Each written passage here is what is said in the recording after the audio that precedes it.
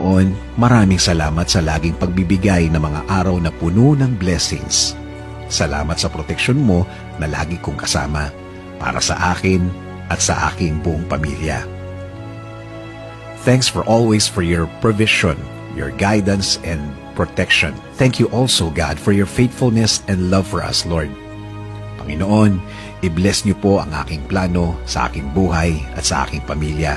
Alam ko po na lagi niyo akong pinoproteksyonan kasama ng aking mga pangarap.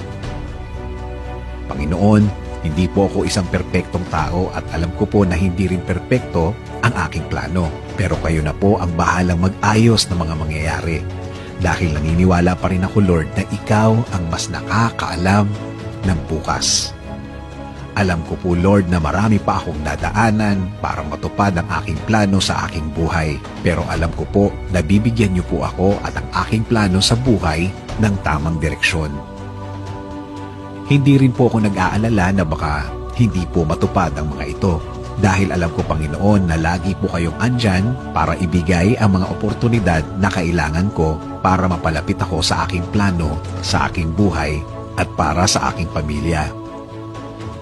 Alam ko po na ipadadala niyo rin sa way ko ang tamang tao para po makatulong sa aking plano, Panginoon. At ang mga tao ito ay gagabayan din ako sa aking mga